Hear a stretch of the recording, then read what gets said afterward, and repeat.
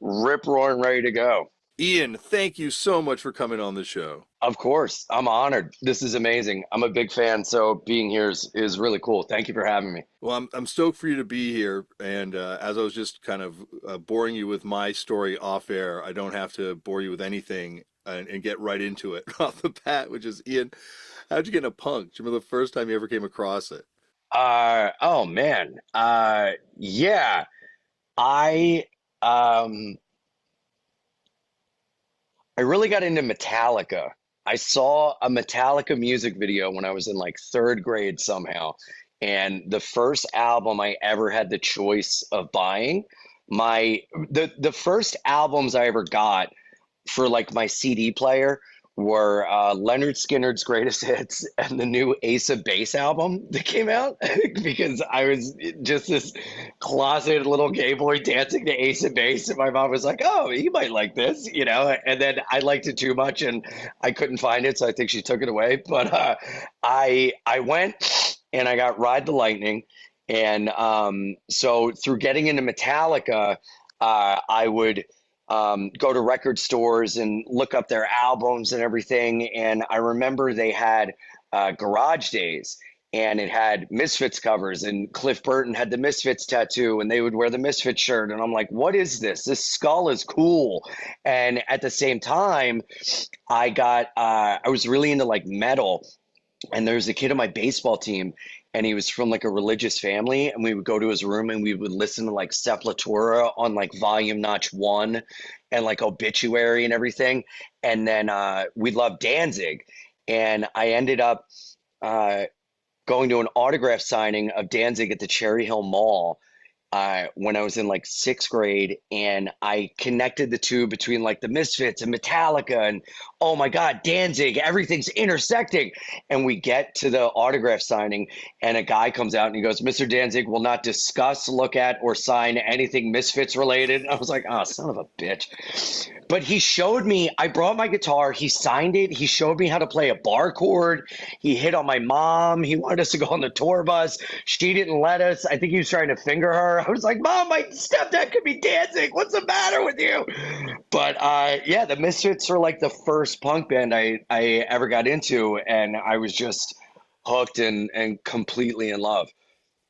I've heard that he's actually like a pretty nice dude in one-on-one situations. Dude, he was so nice. He saw that I was like a little punk rocker, rock and roll kid, just criminally ugly. I dyed my hair blonde because I loved Kurt Cobain. Like, I got to give credit to my mom. My mom was like the cool. She brought me to my first concert. It was a Metallica concert, so she saw that I like dug music and was very cool with like dropping me off at a record store, taking me up to Philly to go to punk shows.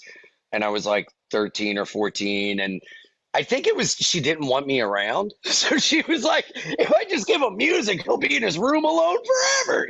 But she was very good to me in terms of like giving me that kind of outlet. Well, I think it's as a parent now, I realize how how awesome it is to to see your kid get into music. Like, was your mom into music as a kid?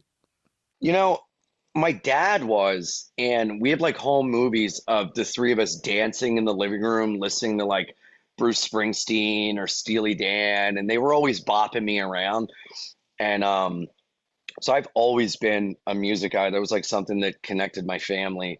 And my dad was like super heavy music guy. And my mom would just put on what was ever around, but she was never like she never got me into bands. But it's funny because my mom's friends tell me that she was like the coolest in high school and was like the hip, like 60s girl, and like had Beatles records and the Beach Boys. And she tells the story about meeting Bob Marley, and she's like so innocent and wonderful.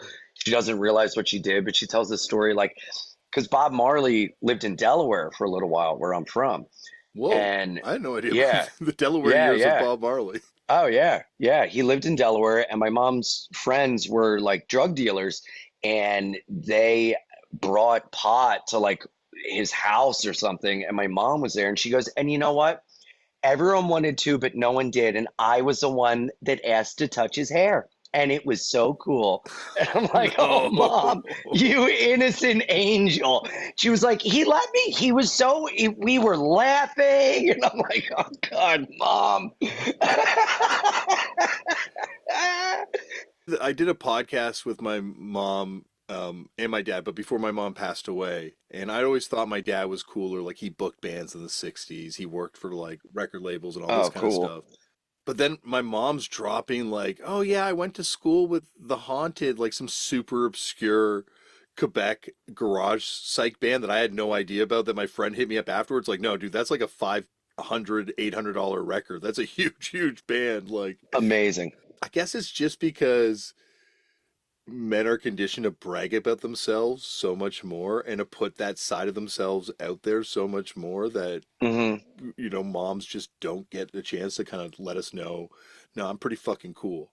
I don't know. Yeah, I also think like something biologically, chemically happens through the process of becoming a mom that at least like the old school mom, I kind of feel weird about now how like moms are cool and hip and everything. I'm like, no, I feel like the second you have a kid, everything's about the kid. You stop being cool. You wear shirts that look like bandanas. You cut your hair short. You don't care about anything else.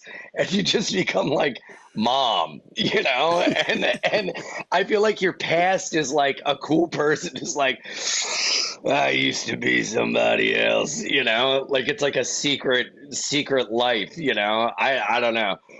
We live in a Peter Pan world though now where you don't ever grow up, right? Like there's Completely. adult Disney people. I'm surrounded by records, like full punk records, and Bro, I have a Ghostbusters flag in this is my podcast studio. I have a Ghostbusters flag. I have these, like I have a Divine candle. I have records around. Yes, I am an adult child, but also at the same time, I don't have kids, so I feel like okay, I can kind of do this, but I feel like there's a rationalization that comes along with like narcissism in a way of like when people have kids now, they're like, I deserve to go out. I deserve to like do all these like fun mom things. It's like, I don't know about that. I think that was.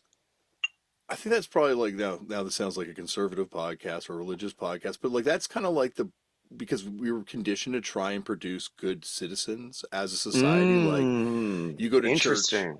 you go to the Yeah. army when the army calls you, and Yeah. and I think the 1960s probably starts in the 50s, uh, but like you really see a breakdown in like what the role is as a parent. Like what are you supposed to do with these kids? Like I don't want to raise my kid to be sent off to die or to Yeah. give half his money to a church that would probably sexually assault them if some Oh, yeah. situations, like there's Or just you're like like, you know what? The church, whatever. Let's send them to the Boy Scouts. Going to the woods with a single man is no big deal, there's these sorts of things that you're conditioned or we were conditioned to do. And like you look at the Boy Scouts, you look at these fraternal organizations that you're supposed to put your Hmm. child into, Yeah. including organized sports. That's clearly meant to Totally. precondition you for military service if the time ever comes that your society needs you to rise up for them and take up arms. Like it's just it just feels like yeah, like what are we meant to do as parents? And I say this as a narcissistic man baby with toys and Oh, records surrounding me. bro, I'm right there with you. But I have Totally. And kids. yeah, oh wow. Here's the thing. And I may be putting my foot in my mouth, but I maybe it's just because I don't know. I I feel like I feel like anytime my mom tried to be my friend, I was like pushing back. But anytime she was like, I don't care what you do, I was like, no, but I want you to. So I had this push pull. And I feel like when a parent is like, let me dress up my 4 year old in Chucks and my things and give them a mohawk with dyed hair, I'm like, I don't know. My idea, and maybe I'm just I'm speaking out my ass, is the kids should find shit out on their own. And then when they organically share, I think that's nice. But anytime a parent tries to push on their kid, I just go back to that rebellious, like, no, I'm doing what I want, you know. And then you said it's cool to share with your child. So again, I, as a single bachelor at 39 with a cat, am probably speaking out of turn, and I would love for my cat to chill with me and listen to Metallica. So maybe I'm an idiot, you know. Well, I think they did that in previous times. Like you dress your kid up as a little sailor, or you dress them up as like Yeah. this thing or that thing. Like it wasn't necessarily pop culture, but I think pop culture has become so fucking important to us, where Hmm. like people live and die by Star Wars and what some fucking new spin-off is about, Right. or this is kind of it's supplanted religion for people, Yeah. this stuff. And Yeah.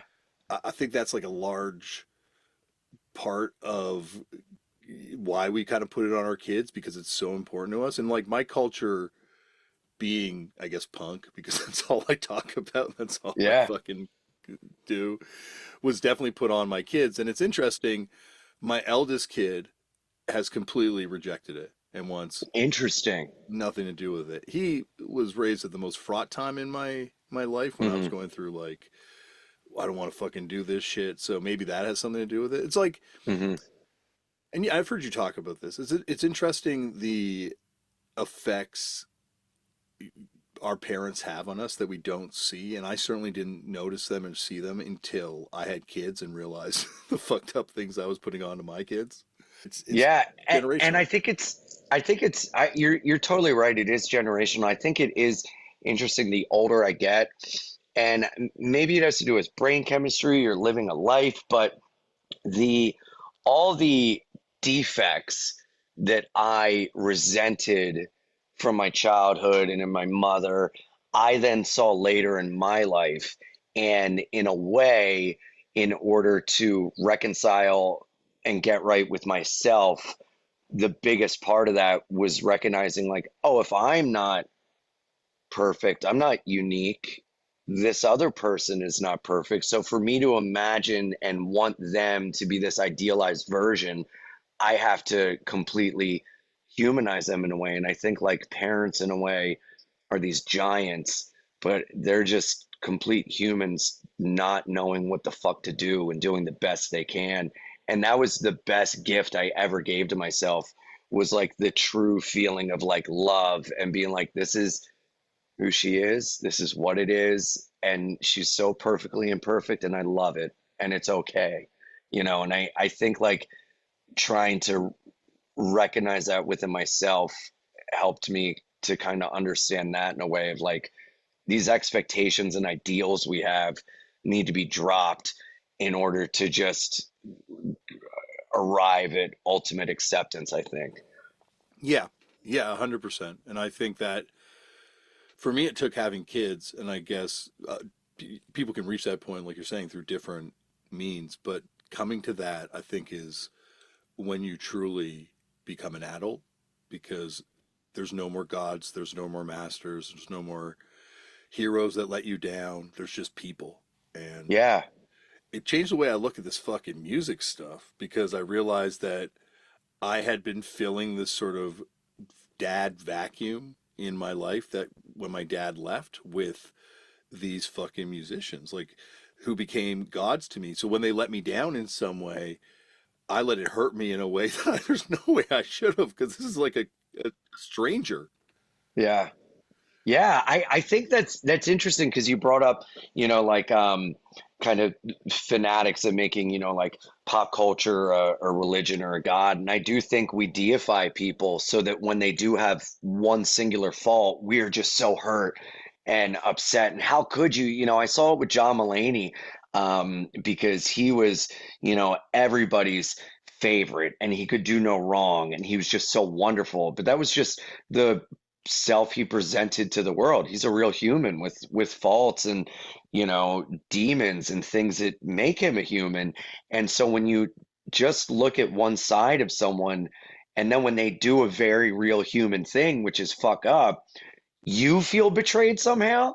And it's just another lesson. Like, no, it's not about you. Like, nothing is about you, you know. And I think like you said with the dad thing, me too. My dad died at 8, so I looked to. I mean, my grandfather helped raise me, but he, wasn't writing lyrics about, loss and everything. So when I heard these things, which is what drew me to hardcore, because, I loved metal and I loved the rage it induced in me and this feeling of like I just want to shake my body around. But the lyrics weren't things that, I mean, maybe like, Master of Puppets front to back, I could like relate to of this like insanity and like loss and everything. But listening to hardcore and hearing these lyrics actually spoke to me more than anything else,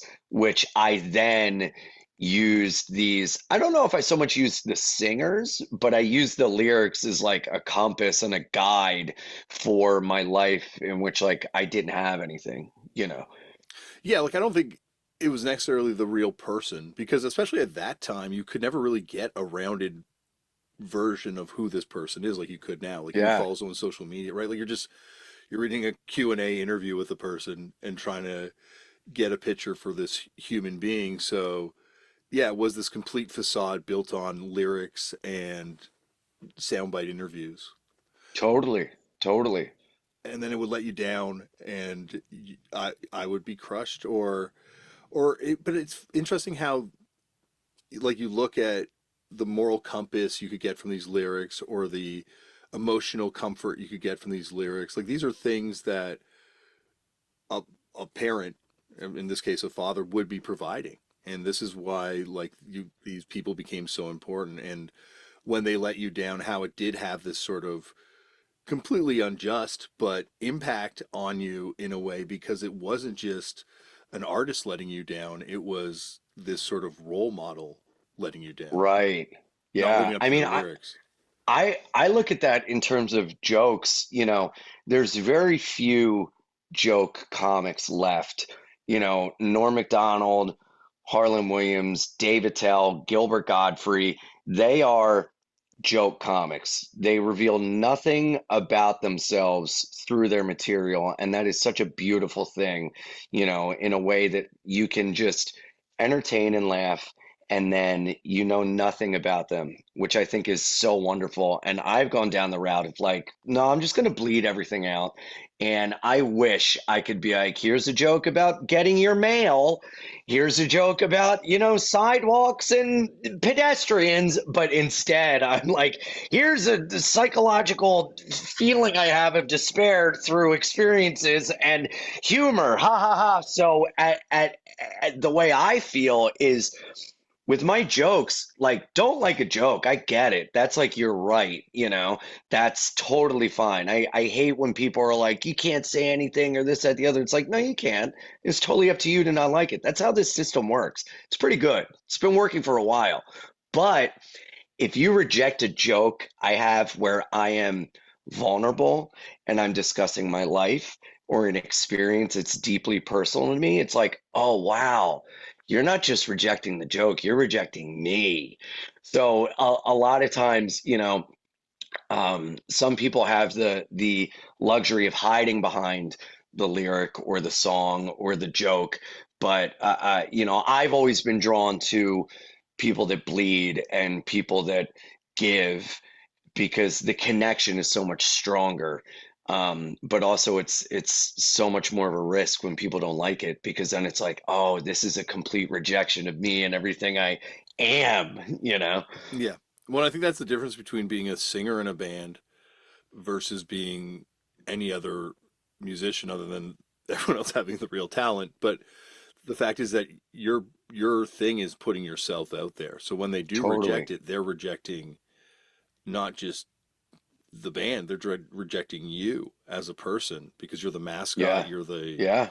you're the thing that they're going to really hate, and you're the thing that will go down with the ship. Anyone else could join another band, and and in the same That's way, why like, I go on. I oh sorry. I was gonna say that's why I've always had a fantasy about like God, I wish I was just the guitarist in Maroon 5. You know, you just show up, you play, you're a millionaire, no one knows who you are, and you just hide behind this other guy, and you make your money, you take care of your family, and you can live a life, you know? Yeah, that's the way. That's the dream is to be like. I had Ronnie from the Killers on the podcast, and he seemed like he's having the best life. He's just like, yeah, man, it's fucking awesome. I'm doing this thing. Yeah. I was in a ska band once, and now I'm doing this. It's crazy. It's a wild ride. Yes.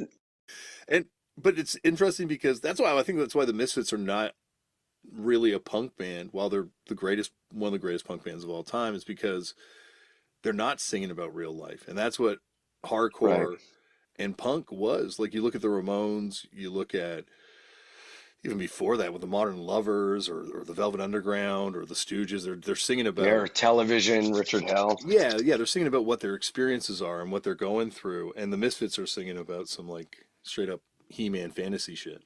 Yeah, just like I want your skull and last caress, which is like, is this a deposition or is this a song? You know, what is wrong with your head?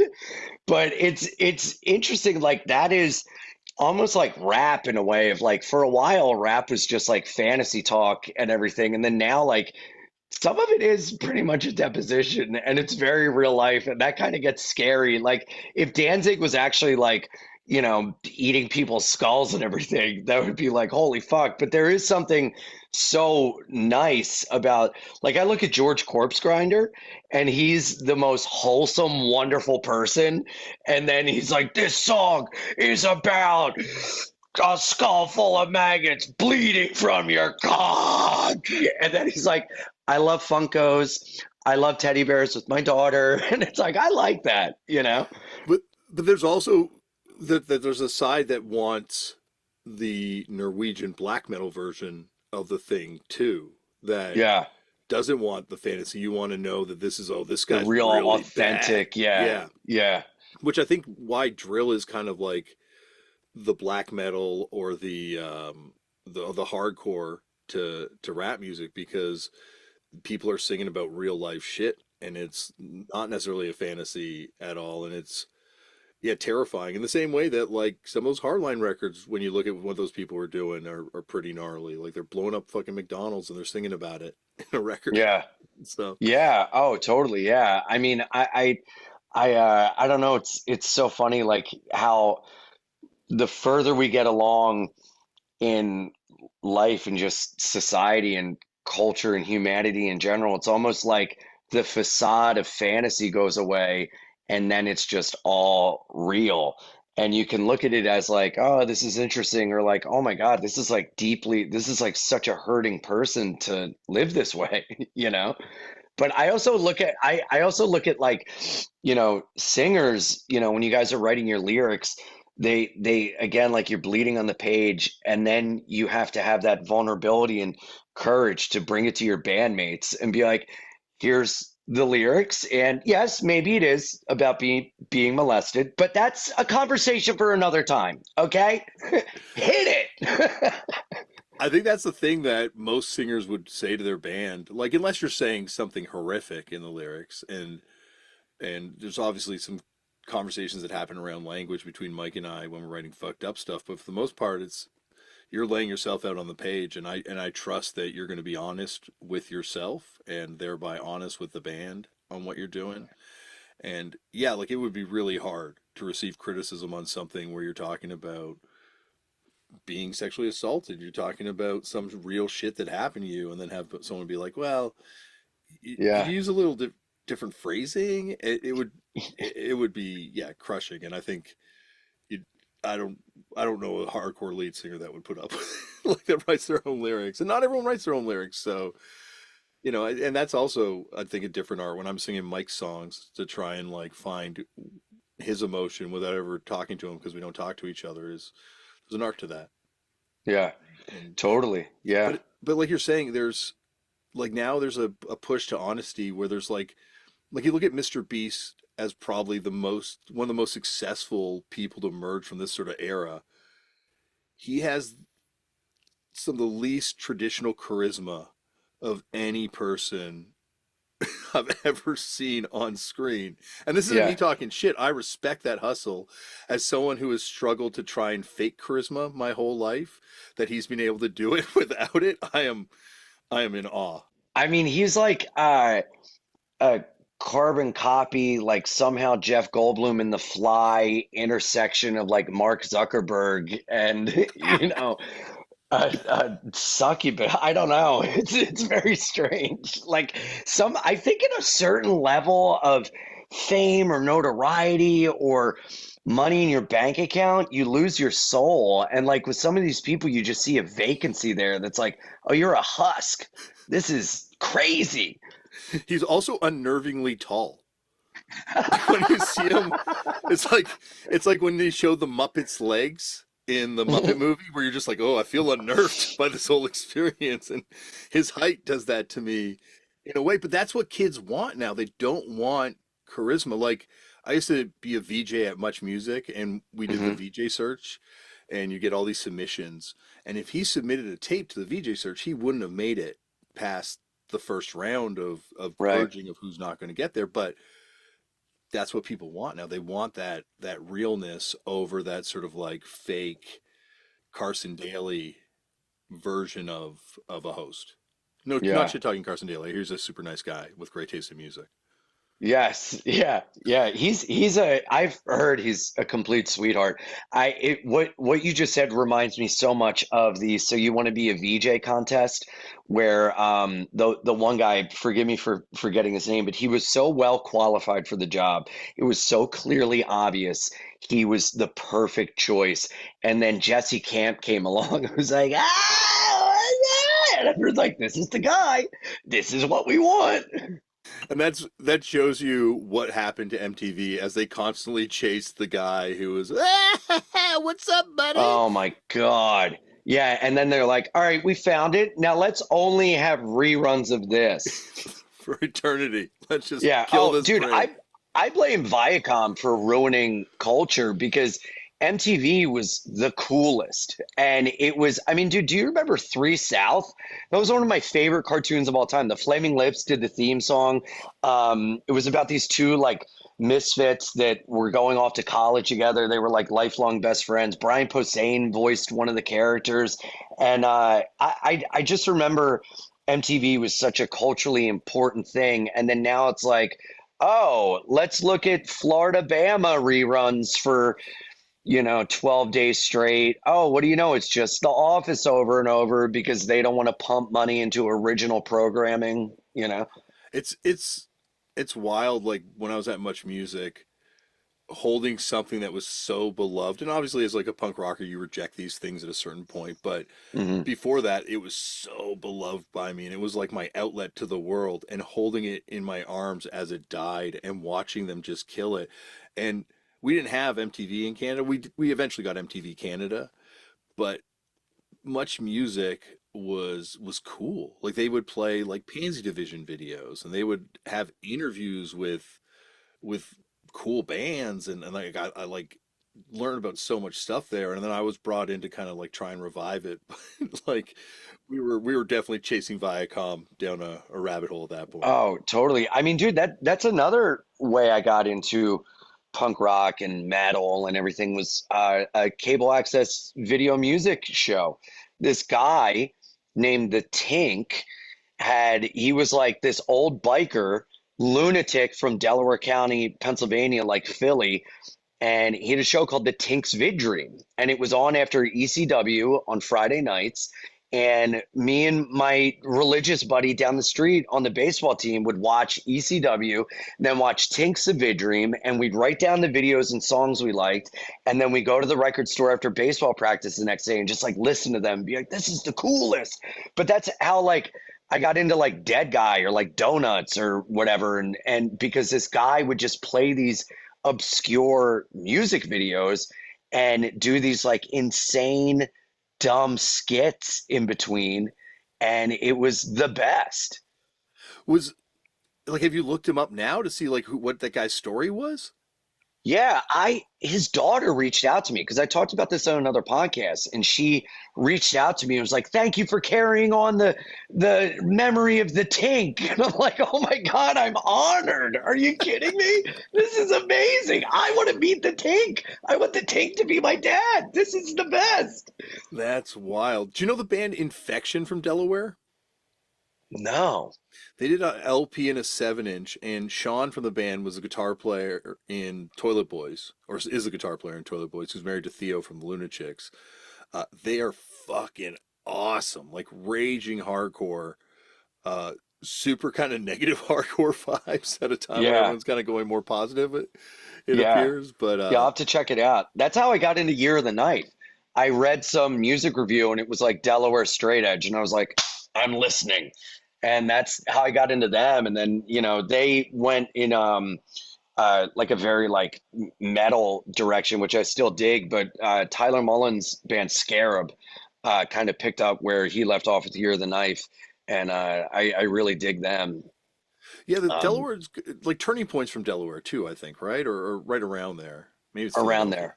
Okay, Yeah. yeah, like there's like and J Tree are my J former. Tree Records, of Yeah. course. Yeah. My first job was at a record store in Delaware at a place called Rainbow Records. And so that was like the coolest thing in the world to just play records and hang out all day. And I got the job because my mom used to drop me off there and I became like buddies. I was like this little grommet, and all the staff kind of would be like, "Oh, you need to check this out." Like that's how my cousin was I used to go to his house and we would like he was like a state champion wrestler, and I was trying to wrestle, and he would like teach me how to wrestle, and I was so bad at it. But then he would like listen to the Wu-Tang Clan, and I went in the record store and was like, I want to get this album. And this girl, just covered in piercings and tattoos, knew that I liked like Obituary and Cannibal Corpse and Sepultura. And she was like, "No, I'm not letting you buy that. You're getting this." And she gave me Victory Style 1. And I was like, "Okay."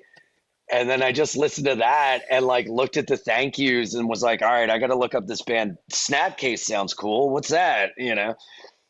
That's a wild compilation too, Victory Style One, because it's Oh has yeah. victories like Hi-Fi and the Roadburners, I think, are on that too, right? And Oh like, yeah. Yeah. And then like that they had Catch 22, which was awesome, you oh know? yeah, that's right, Catch 22 is on there.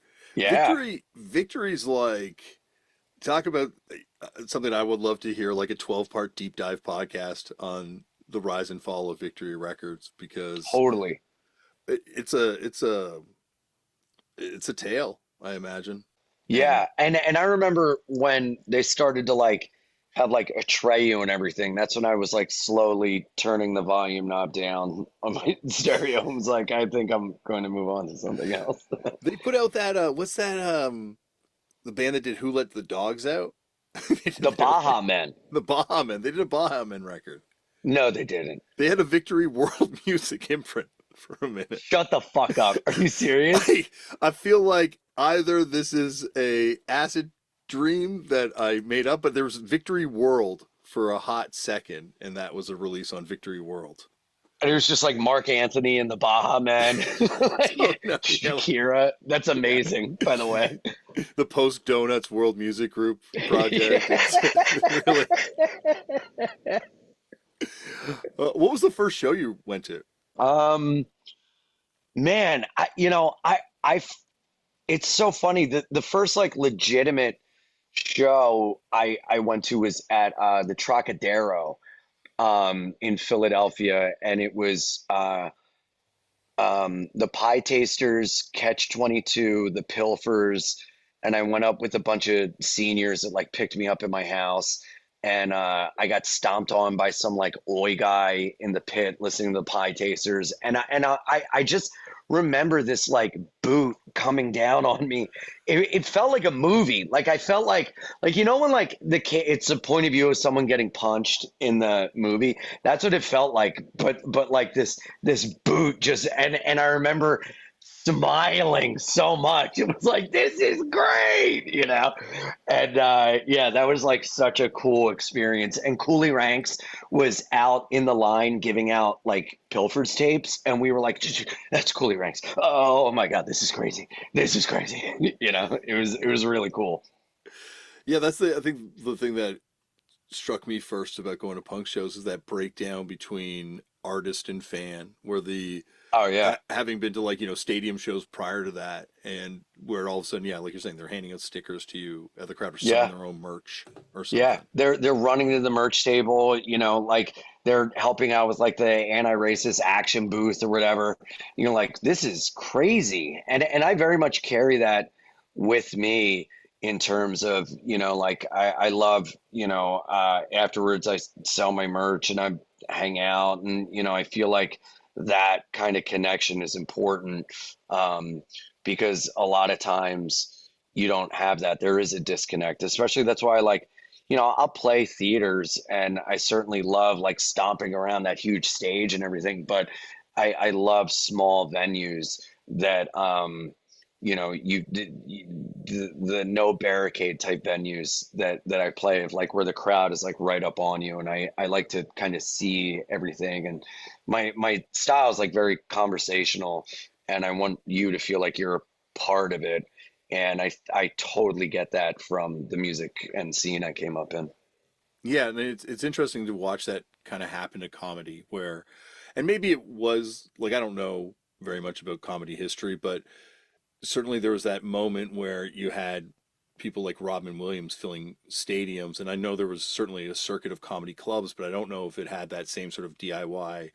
Let's sell merch. Let's even make merch. Let's do T-shirts. Well, Robin Williams came up busking in the park, you know, and he was famous for going through the crowd, you know, coming into the show through the crowd or during the show going out into the crowd, which I think is the coolest. And he doesn't get brought up in a lot of conversations for, you know, some of the comedy greats, but I think his style was so, I mean, very much you know, I find influence in it. You know, I one of the best compliments I ever got was someone was like, "Man, you're like if Robin Williams was angry and on Four Loco," and I'm like, "Dude, I'll take it. That's great." Instead of, I guess, cocaine probably at a certain point would have been Yeah, the yeah, yeah. They're like, "No, we know you came from the gutter. Four Loco for for you." I'm like, loco. "All right, yeah, thank you." I still have a scar on my knee from riding my bike over the Williamsburg Bridge, trying to open a Four Loco, like drunk, and I crashed my bike, and I'm like all cut up, and I remember people running up to me being like, "Are you all right?" And I'm like, "Help me up!" And a guy helped me up, and I ran to get my Four Loco because it was like rolling and spilling, and I was like, "No, no, no!" And some guy goes, "You're an asshole," and like walked away. I was like, "All right, whatever." It's interesting looking back at that kind of like Sparks, For Loco, Oh Vice yeah, era as being like the roaring 20s of a time like pre-fentanyl. People yeah, were doing face drugs. Like it was a bygone era that we can't get back totally. to. Totally. And then now it's weird because, you know, they've gotten rid of the Four Loco and the Sparks, but now they're like, let's put vodka in everything. You're Yeah. like, whoa. Even in the water, they're like mostly in the water. Yeah, let's just really fuck people up now. Like let's Yeah, like totally no food coloring and get to warn people before they consume it. totally. Totally. I mean, dude, when I go places, I have to ask multiple people, like, is there alcohol in this? Is there weed in this? Is this ketchup weed free? You know, it's crazy. Yeah, the weed thing's been interesting as a parent now that I've got a teenager trying to navigate because my mom was just straight up lying to me like I did it once, I hated it, never tried it again. Of course. Of And course. now I know the truth and I can't really hide it from my kids so they know that I've been doing it, but the question becomes are they getting it safely if they're going to get it? Yeah. Because there's these carts now that like, the vape cartridges where you don't know what's in it. Bro, it's crazy also too how, you know, I feel like a big part of punk and everything is, you know, like fuck authority, question everything. And then now like people that came up with that are like, no, the government cares. They let them regulate the weed. Yes, they won't have any nefarious things going on, you know. They won't lie to us about ingredients, you know. I'd rather get it from a store than from someone on the street. It's like, what? No, the street guy's not smart enough to put pesticides in it, you know. Yeah. No, well, the thing is, especially now, it's so confused up here because there's so much fucking weed. That Yeah. legal weed's being sold through illegal channels, illegal weed showing up in the legals. Like it's just who knows what's going on here. And you're raising a kid. You're like, oh my god! Like there's mushroom stores here now. You can buy mushrooms. Crazy. Crazy. There's a store in Vancouver. You can buy LSD by strength, coca leaf tea, coca leaf cola, mescaline analogs, and all sorts of mushrooms and an ecstasy analog.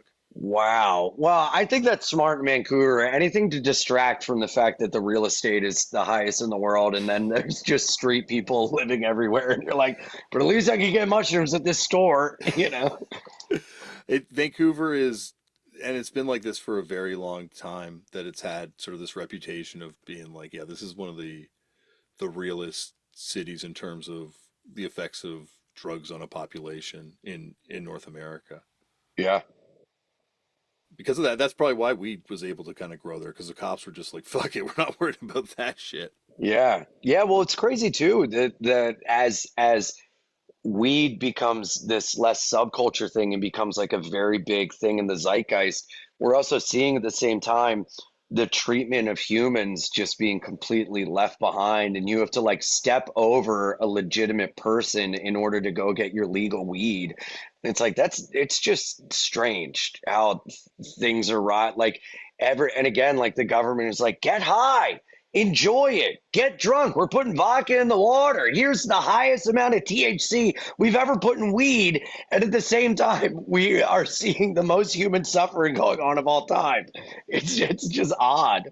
Yeah, there's a real question of where this is ultimately going, and I think ultimately it has to be legalization of everything and regulation of everything because there's just we've seen what the alternative is, and people will just keep making worse and worse drugs. Like when Vice put out that documentary on crocodile, it Oh was like, yeah. holy shit. There's no better argument for harm reduction than this documentary Yeah. right here. Yeah. I mean, harm reduction is so important and but at the same time, you know, uh it's such a tricky thing because man, when you're feeling good and then when you're not pumping the shit that makes you feel good into your body, you will do anything and say anything to get the thing that makes you feel good. And it seems to me that with a lot of one of the biggest aspects of getting right, getting better, and growing is follow up care. And it just seems like we're so close to being like, yes, we're right here with harm reduction, you know, but then when it comes to follow up, it's like, you're falling through the cracks yet again.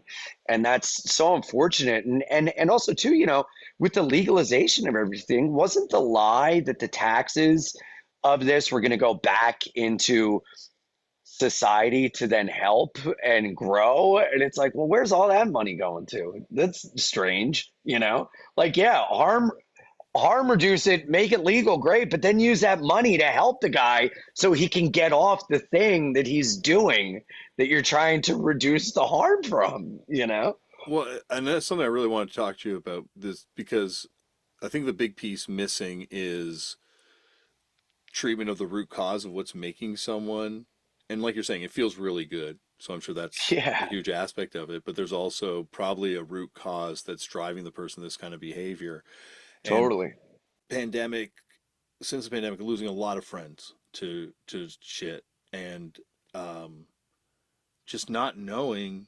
And I don't expect you to have the answer, but like, what is the right answer? Because it's not tough love, and it's not maybe it's not complete passive harm reduction, but there's also like a judgment piece that you don't want to put on this person because that's probably going to make it worse. But just watching the sidelines as friends struggle with this stuff, like what's the best thing to do?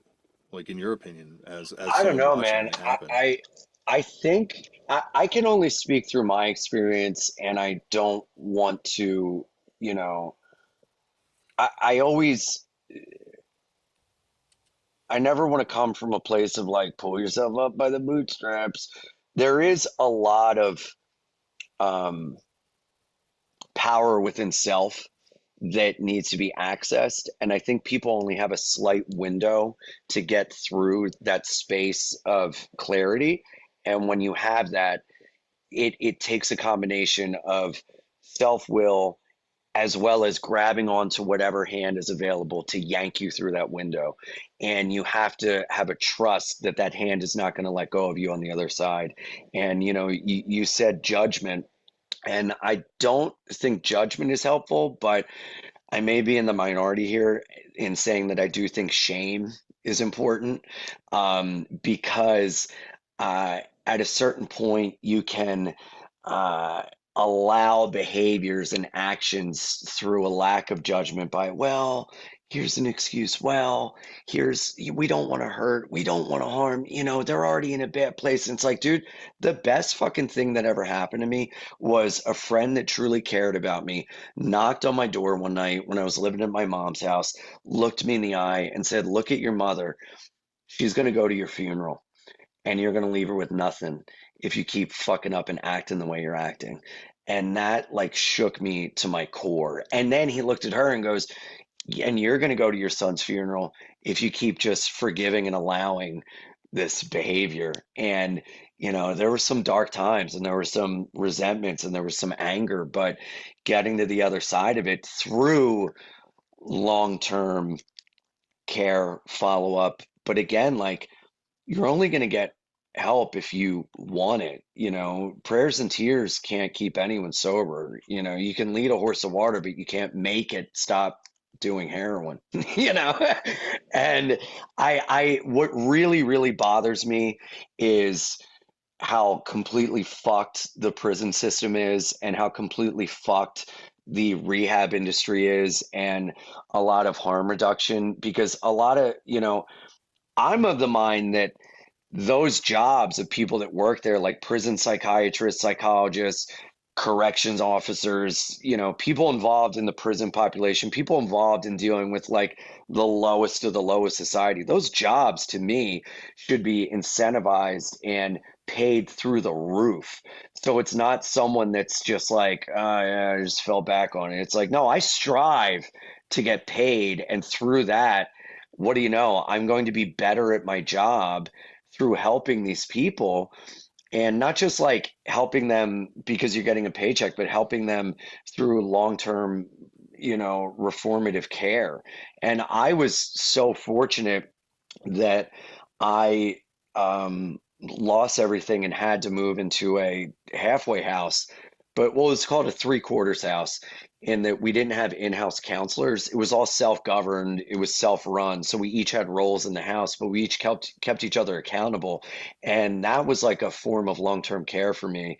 And it was, they have a ton of them all throughout the city of Wilmington and everything, and it really, a lot of the guys that came out of that system, as well as a thing called the Lyman House in Delaware, which was that was more hardcore of like, you're in this house. It is, governed and run by these counselors. There's no phones, no women. You're all together all the time. And that's like a very much hardcore version of it. But it was long-term care. And it's just such a shame that when, men and women come out of the prison system that turns them into a human animal for survival. It's just, hey, here's a slap on the ass. And by the way, you're not going to get a job because you're a felon. And then we go, well, they're back in the system. These people can't. And it's like, no, man, you need your handheld to teach you how to live again. And it's like riding a bike. You have your training wheels and you have your dad's hand on the back of the seat. And then once you start going, you think they're still there. And then you realize, oh my God, I'm doing it on my own. I can do this. And I think that's so important. And I think that's something that's lost with a lot of this. And also at the same time, man, I said it, but it feels really good to feel good, and it feels really good to get the thing to make you feel good. And I put myself in situations where I was living in such a lecherous way, and I didn't care. I didn't Yeah. care what I had to do to get what I got. I didn't care about behaving the way I was because I would just feel good again. But then when that feel good juice goes out, you're like, fuck, and a lot of people don't care to get better. And that really sucks. But also, I don't know if those people know there's a way to get better. So it's just confusing and tough, man. I don't have the answers, but I I know that what worked for me, and it was kind of a combination of tough love to a certain extent and the will and desire to get better. Yeah, there's I think a version of society where we never made the prohibition of any of this stuff a thing. So you have opioids, you got cannabis, you got psilocybin mushrooms. You have none of the chemical versions of these things, and they're all somewhat regulated. People have access to them for treatments of different things. Like I think we would have been a lot better off with that hippie holistic version of this thing rather than Totally, this version of totally. it. Yeah, and it sucks too because once people see money to be made off of someone, they go for that instead of like. I really think a lot of people get into certain walks of life or professions with a good heart, and then they realize, oh, it's a lot harder to make change. It's a lot harder to fix. I'm just going to survive, and I got to take care of my family. I got to get my paycheck. This is too stressful, and I'm just going to keep it moving. Well, that's like the book that changed my life as a kid. And this was, once again, I credit Punk for introducing me to anything interesting, from Noam Chomsky to this. But like, No More Prisons. Did you ever read that book when you were a kid? No. It was William Upsky is his name, I think. I'll put his name in the intro. But he wrote this book, and it was like you could buy it for like 7.95 from AK Press, and all the punk press places had it. Yeah. And it was this graffiti artist who had done a book prior to it called Bomb the Suburbs, like a white graffiti artist in Chicago, and obviously grappling with things that I think were much larger, but opening my eyes to stuff. But his No More Prisons book really kind of informed me to the fact that, like, oh yeah, this whole system's set up to fail, so you wind up back in prison, and you can do the job for pennies on the dollar that someone would have to be paid a living wage for in the real world. And Hmm. that's the end game of this prison thing. My friend MVP, he's like a pro wrestler for WWE, and Oh, cool. he like went to prison for 9.5 years when he was 16 years old for robbing a casino boat. Did his time. Fast forward like 30 some odd years later type thing. He lived in Akeem Olajuwon's house, sold the house for millions and millions of dollars, had millions of dollars in the bank account, went to get an apartment, got turned down because he's an ex-con.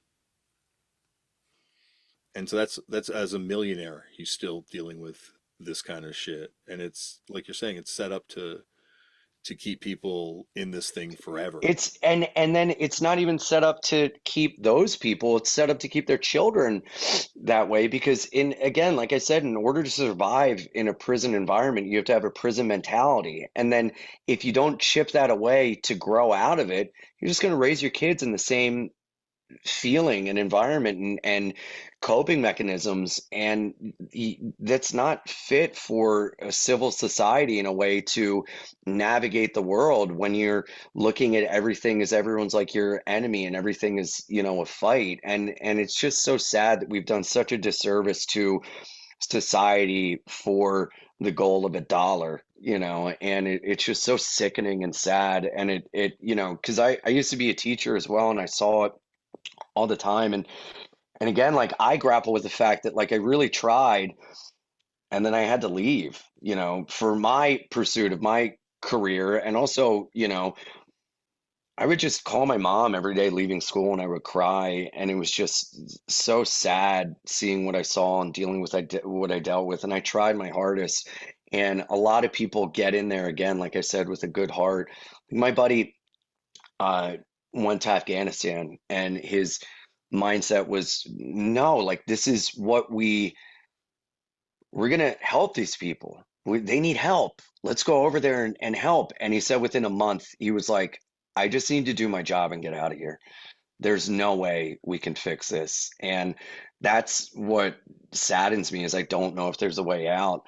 I know that like you think globally and act locally. And I think that's important to like fix your circle and fix the things around you and try to drop seeds and kind of, attraction rather than promotion, like by living a life and people seeing that and going, how do you get there, and then sharing that and hopefully that'll help them. I'm very much of the belief of, like if I hold onto your hand and pull you out, you're going to grab someone else's hand and pull them out, just like with the idea of navigating comedy in the industry. It's like if I kick the door off the hinges and I'm let through that door, I'm fucking bringing my guys with me because other guys have brought me through, and I think losing that humanity in this weird isolationist way of like people find their community online now more than they do in their actual community, and I think that really does a complete disservice to us growing and evolving as humans.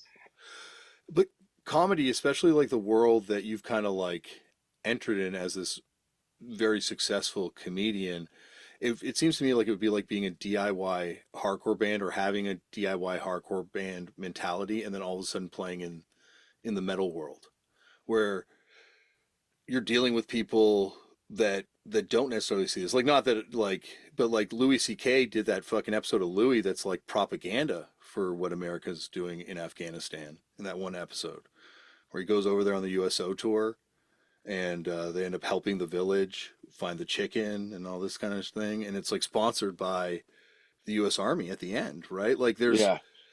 there's a side of this comedy thing that you're now encountering, which must feel, well, I don't know, like what does it feel like? Like I know what it feels like to be in fucked up and then all of a sudden be at a show hanging out with. I'm trying to think who like those worst people we've ever hung out with. Slayer. I'm trying to think of like some people that I would be like, on a humanity level, I would never be in a room with Right. this vibe before, and that's kind of like seems like what has to happen at comedy in comedy at a certain point. I mean, sure, but I also pride myself again in again, everything I learned in life came from punk rock and hardcore. It's so important to me. The values and the lessons, and even like the criminal aspect of, like never letting your friends fight alone, or like, standing up for your friends and getting stabbed in the back and how that feels. It's like I have no problem sticking my neck out. And I think also because I built everything on my own and I've built up a fan base of people that fuck with me and know me. And, I don't really have much that you can take away. So I've got nothing to lose by standing my ground. And I'd like to think that if I did have things to be taken away, I still would stand my ground because I know me and I'd rather do that and lose it than go along with some status quo of what things need to be. And I've definitely lost out on stuff by uh, rejecting the things I've been told to do to kind of get further and succeed. But I'd rather do it on my own way. And I do stick my neck out when I am in a place, no matter if it's with someone who's very, very more successful than I am or powerful or has more. I have no problem sticking my neck out and be like, no, I think that's wrong. Because I think when you just are agreeable to get something, you're a fool. And at the end of the day, I like silly jokes. I like laughing. So even if I disagree with you, I'll love to hang out with you and laugh. And then maybe you can see that not everyone that disagrees with you is a fucking buzzkill. And if we can get along and laugh, maybe I can plant a seed that like you might be wrong or what you're doing or saying or thinking is not cool. And at the same time, I always want to be proven wrong. Maybe I'm fucking off, but I especially like being, I guess you could say like queer in the sense that I really kind of have navigated away from just being it's like a double-edged sword. Like, yeah, I am bisexual. I'm a bisexual man. Fuck you. But at the end of the day, like, you say that and people already have this idea of what you are and where you stand and everything. So more than anything, lately on stage, I've just been like, yeah, I suck dick and I date men, but I'm not what you want to call it. Like I always thought it was so cool how Kurt Cobain wore a dress and he's like, no, I'm a guy in a dress, rather than like, yes, I am this thing. I want to, my favorite thing to do is to play small towns and be likable and have people on my side and then start to let them know how I think, feel, and am. So when they pull back, I'm like, see, that's something in you. You liked me until you knew who I really was. And I don't know, I think that's a cool thing about comedy is you get to do that. Well, But Kurt, above all else, laughing and funny. And, that's the whole point of it, you know. Kurt said in that interview in God, what magazine was it? But he said that if he had more courage, he probably would have been queer or would have been gay. Really Yeah, like interesting. there's all sorts of theories, obviously, about where Kurt's mind was and what drove him to the sadness that he had, and certainly there's people that speculate that it was grappling with sexuality that was in there as well. But I don't like. I wish I could remember. Advocate. It was in the Advocate magazine. Okay. Like I had a friend. I don't want to say his name, but there's like very few people it could be other than this one person. But he took a lot of shit when he went on Rogan from his punk friends, Uh-huh. and afterwards, like people writing him being like, "Why the fuck did you do this?" Like blah blah. And I know from my own personal experience, when I went on Fox News, like even though I thought I was subverting it, people now just go, "Oh, you were the guy on Fox News," and no one sees it from the the way I was seeing it at the time, and Yeah. how funny and subversive it was all being. Did you take shit after the Rogan thing, or have you taken shit from punk rock friends for any of this sort of stuff, or do you kind It's of pick that vibe from some of the old friends? I really don't, because some people have, but I just am like, fuck you. If you think for a second that I would compromise how I feel just to get on a thing or go somewhere or be agreeable, then I don't fucking need you or want you in my life. And people are always going to think what they think. And I have gotten shit for being like, he doesn't make sense. He's queer and he loves punk, but he thinks or feels this way. And it's like, yeah, because I don't ever want, the whole point of comedy is a left turn. And I feel like I'm pretty good at the left turn in terms of like never knowing where I'm going to come from or whatever. And some people have their ideas and they can think a certain way, and that's totally fine. But again, like I would like you going on Fox News and being who you are. Like if people don't see that, then that's on them. Like I would much rather have a larger national platform and stand up and say what I think than um, you know not do that as a fear of optics. And I fall short and I don't always get to say again, it's like funny, like you got to make the quick joke and move on. You don't always want to turn everything into a dissertation. But I fall short. I don't always say the right thing. I don't always do well, wait a minute, here's what I mean. And sometimes it sucks, sometimes you don't get that chance, but more often than not, especially in green rooms, but behind the scenes, because there's a lot of things going on and talking, and like that's a place where I found a lot of pushback and a lot of like, no, well, fuck it, I'll say how I feel. Yeah, because there's certainly comedians that are quite open with some of their views that just from talking to you and hearing stuff that you've said, outside of comedy, I mean, just as like who you are as a person, seem in direct conflict with Yeah. values that I think you have or I assume you have. Um, and you don't really see that as much in music, right? You don't really see like disparate ideologies kind of intermingling with each other as much in music, but I guess in comedy it does happen a lot more. Hmm.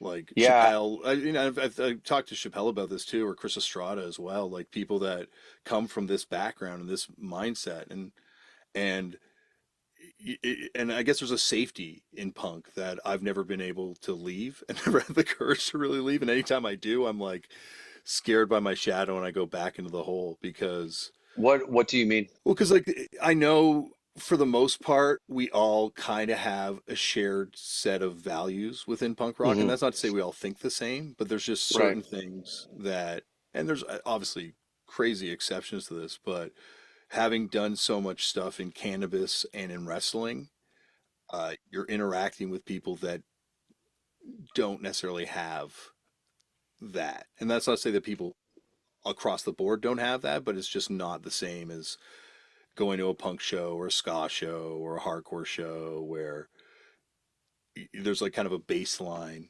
even for the terrible people that are there. Like they're not necessarily as terrible as some of the people I've met in the cannabis industry. Yeah. Well, I mean, also like I'm constantly evolving, and I'm so willing to let you pump new ideas into me and to go, oh yeah, I was wrong. Yeah, you're right. Like some stances of mine change with more information and conversations that I have. I never want to be stuck completely in one line of thinking. And I'm bisexual, I'm bipolar, and I'm bipartisan. Like I don't know. I feel like I have so many conflicting things about me, and so I do have these like thoughts over here and then over here, and I try to find a middle ground with everything. And I do see myself as very much a middle of the line centrist, and I may be more right on some things and more left on other things, but I never want to be nailed down to one ideology or one party line along the way. And I think that is in contrast to a lot of people, because a lot of people like rigidity, and a lot of people do have some ideas about me that are completely way off. And it blows my mind because I'm like, how can you know me and what I'm about and think I am a certain thing? And then I just have to be like, well, that's on you, man. If you want to think that, fine. But I know who I am. I know what I stand for. And if you don't like it, then fuck off. Well, I know you're really pro knife, and I'm not as pro knife, so that'll be our first political disagreement.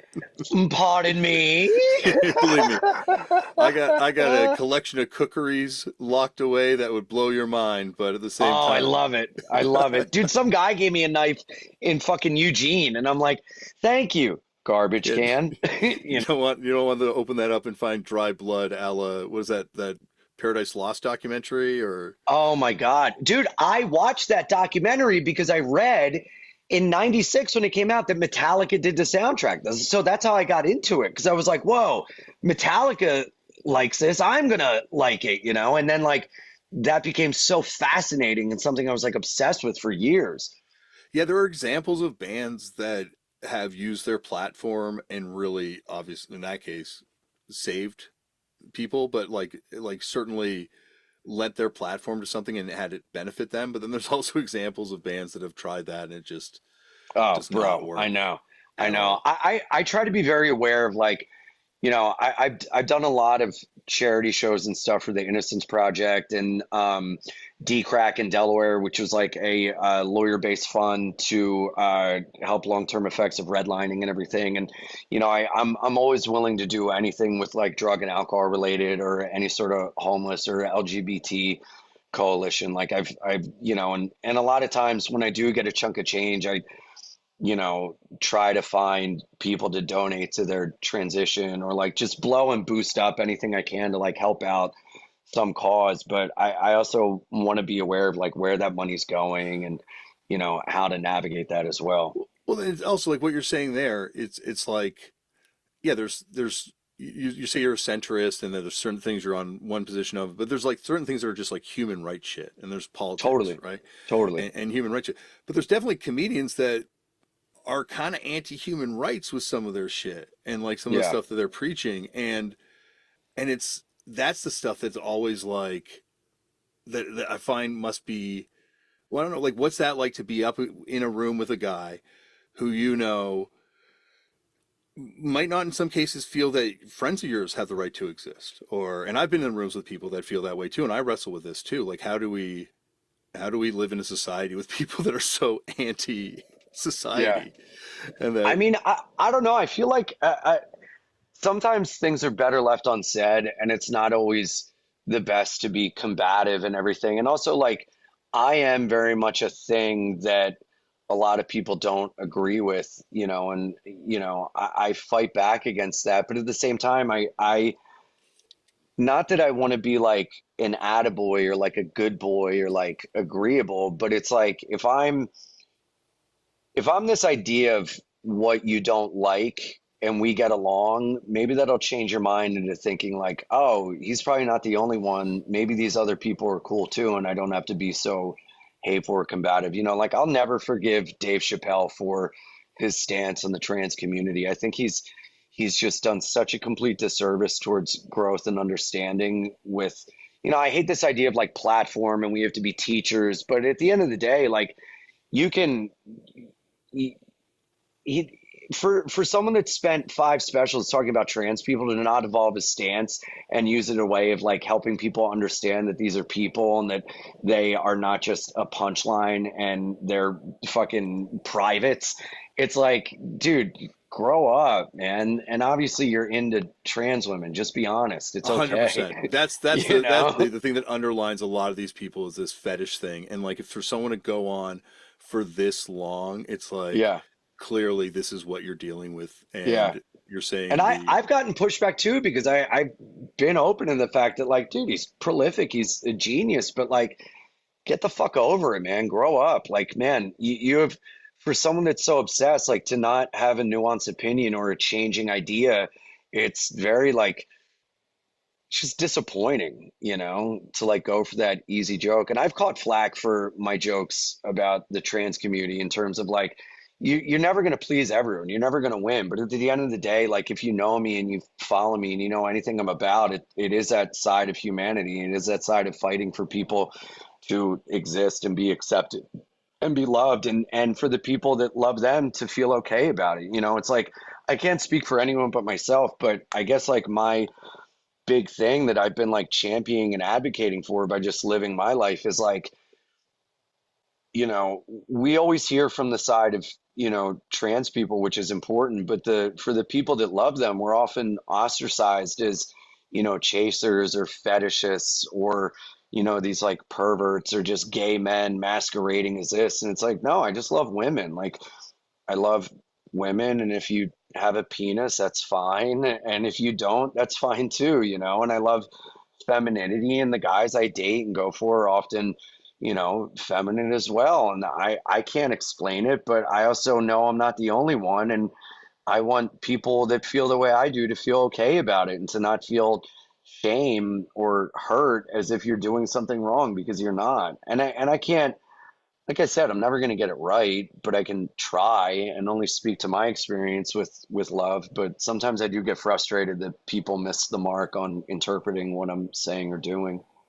I feel like that's the final frontier is human sexuality and truly honest understandings of human sexuality and desire and Hmm.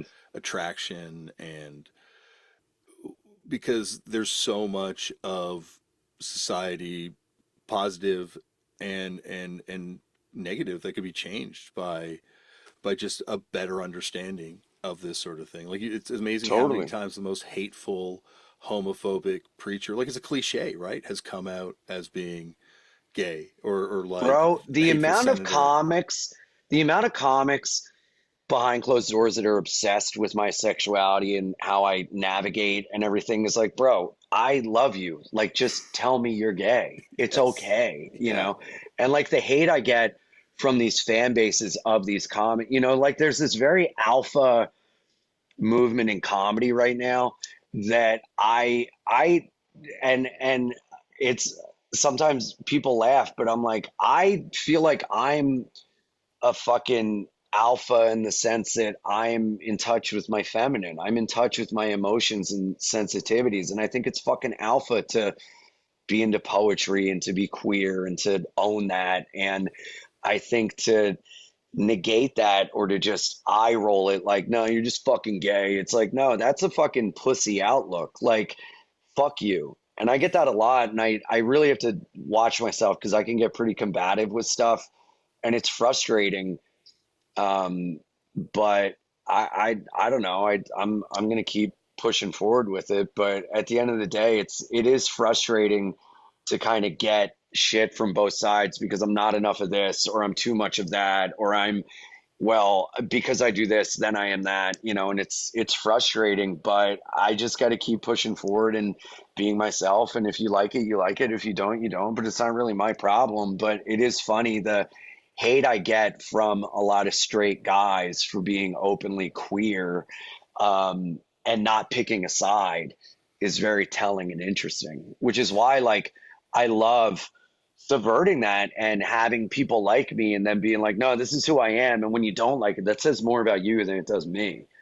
Yeah, like it's fascinating looking at people right now and this sort of increasing emphasis on parasocial relationships that people have because of the internet and the connection to internet pornography and sort of these people's sexual attraction to these heroes, gods, deities that they've kind of built up through these parasocial relationships. Like there is, like you look at these sort of super cis hetero dudes that have this obsession with that Dave Portnoy guy and who he's having relations with and talking about his prowess. And it's so weird that these guys can't just admit what's happening and be happy and at peace with it and instead like have to exist and try and masquerade under some sort of, like you're saying, like this false masculinity thing. Yeah, totally. And it's so funny because it's like,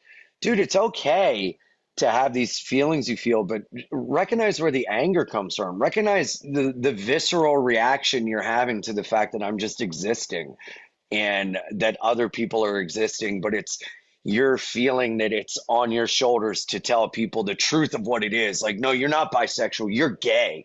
No, that woman you love, she's a man. And it's like, you're gay. You're a catty gay man. And also, your obsessive relationship with the podcast is very woman-like and very like gossipy. It's weird, you know? It's weird, and it's sort of this like living vicariously through. So you see it a lot in professional wrestling fandom and with Mm. professional wrestlers too, where these people almost um, become avatars for someone to live through. I love going to wrestling matches and just looking at the fans and the way the various fans interact with the Bro, various wrestlers. I went to a wrestling match a couple years ago. It was my buddy's bachelor party, and we're all sober guys and everything. And it was so funny because I had this thing. I was like, dude, there's like gay guys here, black guys, Hispanic. Everyone's coming together. There's like the darkest black guy I've ever seen with an NWO shirt, and people are like high fiving and hugging him, and he's taking like everyone's getting along. I was like, wrestling is a way to bring everyone together in the fact that we all can recognize misogyny is the biggest thing we're facing because when the women's match started, everyone started booing. And I was like, that's the great wrestling and misogyny is it's bringing everyone together, you know? Yeah, and then you go to the some of the women's wrestling shows also have a terrifying fan interaction for a whole other set of reasons as Oh, I can well. only imagine. I can That only imagine, you know? but and it's like that all over the world. Like I did a wrestling TV show traveling everywhere, and like you're in Japan, and it's like that. You're in the Democratic Republic of Congo and Kinshasa, and it's like that. Like there's this sort of the poetry of the people, and well, look where Trump came from, right? Like came out of wrestling. Like obviously before wrestling, but that wrestling run is really where that Trump character was born. Yeah. Yeah. I mean, yeah, it is a character. And I'll never forgive him for playing into it. And anyone that thinks he's out for anyone but himself is just fooling themselves.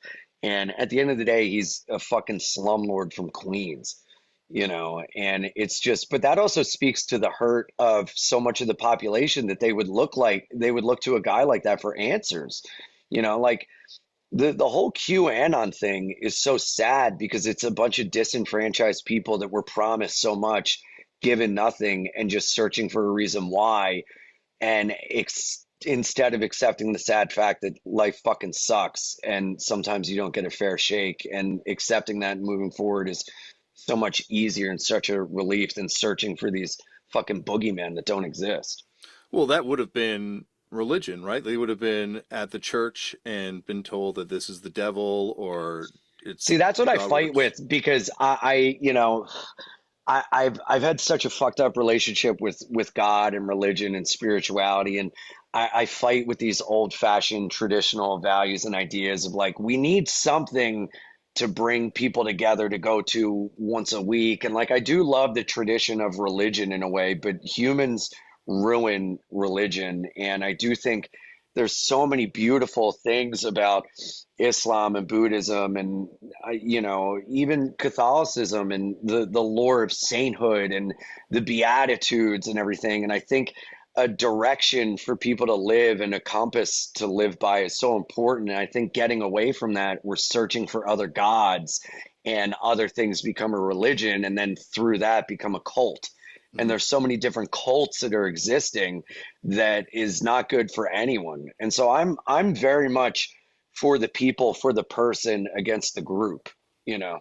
Yeah, and that's what I think punk provided for me in a agnostic kind of atheist way was the moral compass. And it didn't have to be, there was a lot of different moral compasses that you could follow, but learning about stuff from Propaganda or learning about stuff from Pan's Division or Jane County, learning about Jane County, like learning about the bands from all over the world. Like it really was my kind of exposure in the same way religion would have been. And Hmm. you did things in service to this thing. Like you made a zine and you would lose money on it. And why'd you do it? It's because that's what you're supposed to do for the religion. Or you put on a show where you're going to lose money on it, of course, but that's what you did for the religion. Yeah. Yeah, totally. And I think, the intersection of politics and punk is so important, but it's also important to let people have their own politics and their own ideals, because whenever like you start to all think as a group, I think it's you know, doing disservice to your own growth in a way. And again, like I I always want to, like I said, like I love people and I dislike groups. And I think once a lot of people come together as a group, individual thought goes away and they just go along with what the loudest voice is. And I think that can really be a scary thing, you Oh, know. definitely. But that's what religion is, right? Like that's what I Totally. think punk is. That's why it's analogous to that. And I think it is more positive because there isn't just one preacher interpreting the words of Right. God. There's like Right. it's polytheistic. Like you could follow Jack Grisham as your Hmm. chosen, Blag, Gigi Allen. There's definitely all sorts of I deities. worship at the altar of Gigi Allen, brother. We've met. I'm sure we've all met some people that worship at the altar of Gigi Jesus Allen. Christ. Yeah. Todd Phillips is from Delaware. Todd Phillips? Yeah, yeah, Really? yeah. He got his start with Sean from Infection and Toilet Boys, and they both moved to New York together. And Todd made Hated. Interesting. I didn't Yeah, know that. I'm yeah, gonna check out Infected. I'm glad you told me about them. Infection. Infection. Yeah, Infection. they're Yeah. awesome. They're fantastic, and like that's the problem with punk rock is so much of it's dominated by these mega scenes that put out tons and tons of bands or had like a really prolific label that was fantastic at documenting stuff, but Yeah. a lot of great bands were from these towns that didn't necessarily have giant scenes or huge scenes, but still had killer bands. Yeah. This has been awesome, and Bro, I've enjoyed this so much, we didn't even talk about punk rock stuff very much. We just ended up talking about all sorts of other stuff. which in a way is punk rock, It's very punk rock, and you know. Ian, anytime you want to come back on the show and talk about punk rock or other stuff, you're always welcome. I would love that, man. This was such a wonderful talk and discussion, and I would love to do it again. I'd love you to come on the podcast, and I definitely want to see you guys when you play New York. And I have to tell you before I leave, man, you played such a pivotal part in my life when David Comes to Life was around, and the other shoe was a song of mine that I would listen to driving to open mics in Philadelphia and just screaming it on the way to get outside of myself. Coming from my halfway house in Delaware, my life is in shambles. The only thing I had was comedy, and I would just listen to your album front to back. And it was just, I mean, whenever I hear it, it brings me back to my Toyota Camry, starting the car with a breathalyzer and then putting your album on and being like, let's go.